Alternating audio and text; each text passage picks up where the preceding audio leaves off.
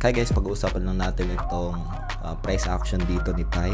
A quick recovery dito, pero as we can see, nagkaroon siya ng pagbagsak ng presyo to 23.10 within 24 hours.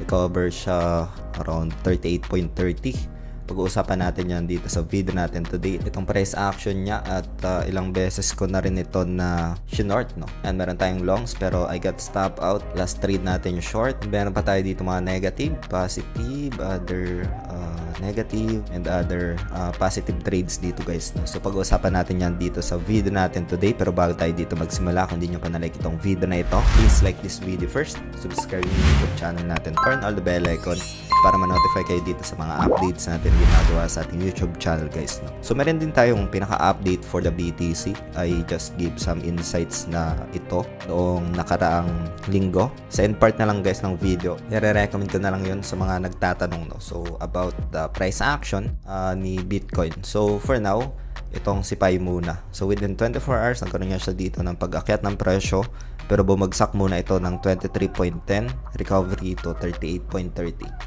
So itong si Pi guys, ilang beses ko na rin itong kino-contest. Majority ng trades ko dito is more of short, no? So right now, ito yung pinaka-structure niya. Yung new support niya dito guys is itong zona na ito, no? Around 40 cents to 38 cents, no? This will act as support na. Isa sa mga nakikita natin dito, 50 EMA natin sa 4 hours time frame, nag-a-act siya as resistance, no? So kailangan niya magkaroon dito ng breakout para mas umangat pa yung presyo. Pero if nare-reject ito, there's a probability na baka mag-continuation lang din yung price action sa downside, no? 15 minutes time frame, we can see some crossover dito sa 50 EMA natin and then VWAP, and ito will act as support, no, in 15 minutes time frame. So yan yung pinaka-structure dito ni Pi.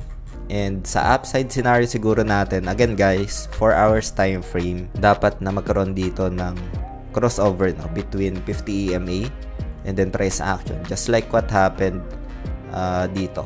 So after that, price goes up.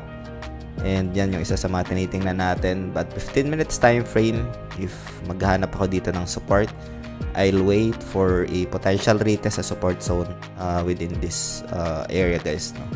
And as the price action move forward, ito is gagalaw din guys, na if aakyat pa siya, ito is tututok sa taas. If ever na babagsak siya, mag-lower din itong EMA and VWAP natin. Again guys, this is only a lagging indicator. Minsan late yung confirmations dito, no? And itong video natin today is just for ideas lang, for reference, and does not qualify as an investment or financial advice.